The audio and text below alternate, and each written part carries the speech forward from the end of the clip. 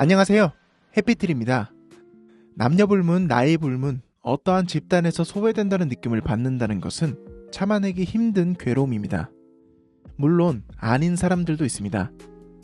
상대방이나 집단에 의해 영향을 덜 받는 사람들이겠지요. 하지만 기본적인 것은 사회적인 공동체 내에서 살아가야만 하는 환경에 노출되어 있습니다.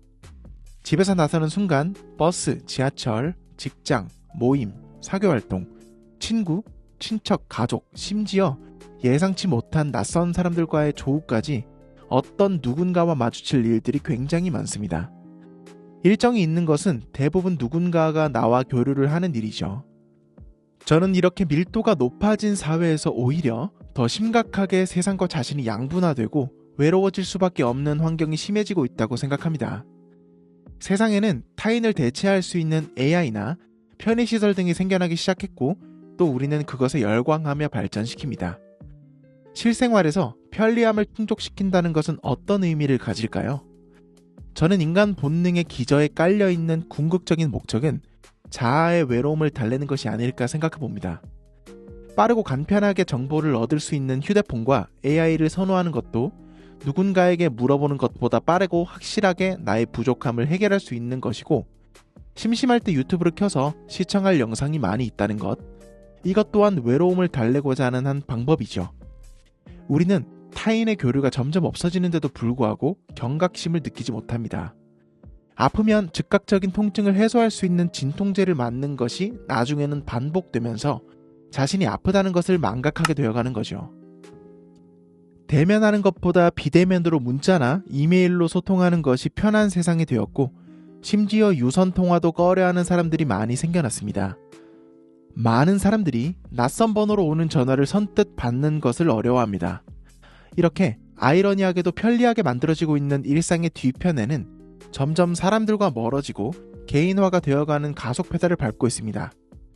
불과 20-30년 전만 하더라도 디지털 매체로 소통하기가 힘들었을 때 누군가를 만나는 것은 지금보다 많은 신경을 써야 하는 일이자 일상이었고, 그것이 지금보다는 더 많은 에너지를 소모했어야 하는 일이었습니다.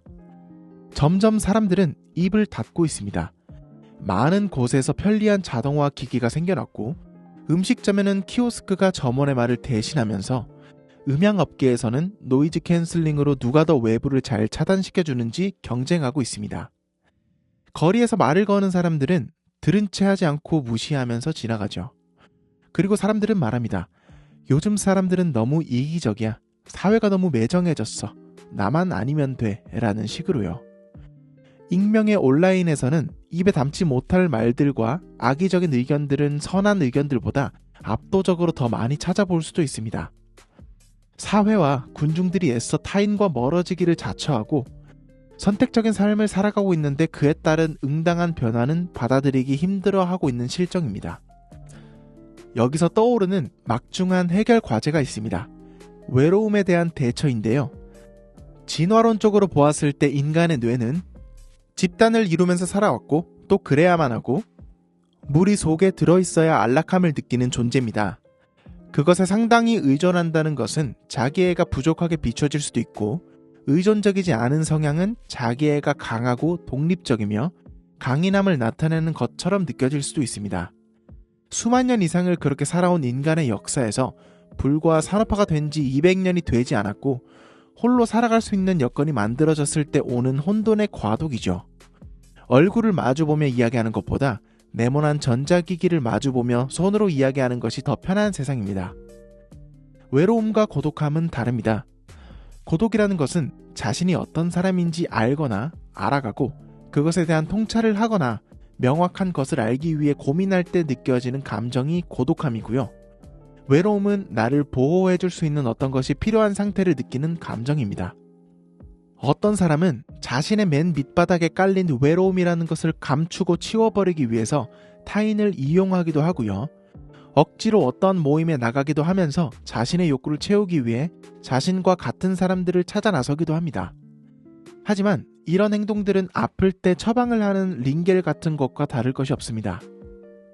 왜 아픈 것인지, 아플 때 다음에 아프지 않기 위해서 어떻게 해야 할 것인지를 고민해야 합니다. 앞서 말씀드렸듯 자동화기기, AI가 발달하고 있는 현재 타인과 벽을 쌓는 것이 일상이 되어가는 요즘에는 이러한 안개를 걷고 헤쳐나가기 위해서는 올바른 방법을 알아야 합니다.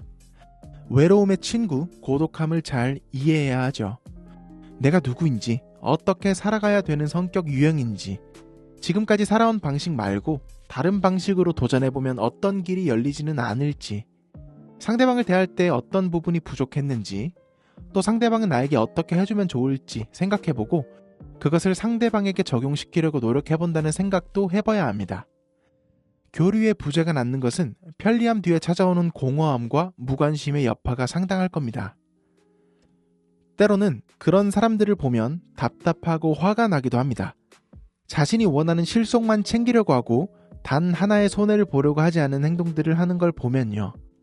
그런 사람들이 다수가 된다면 모두가 계산적으로 변해가게 되고 이유 없이 베풀거나 호의를 주는 사람들은 뭔지 모를 꿍꿍이나 속셈이 있을 것이라는 오해를 살 것이 분명하게 됩니다. 지금보다 더 이기적이고 개인적이며 수만 년의 인간 역사를 이끌어온 배려와 사랑의 기초가 되는 선한 영향력 반대편에 이기심으로 시작된 증오와 전쟁으로 뒤덮이는 인류의 비참함은 충분히 예상 가능한 전개로 볼 수 있다고 생각합니다. 이렇게 자신이 어떤 것을 원하는 것은 그것에 대해 외로워하기 때문입니다.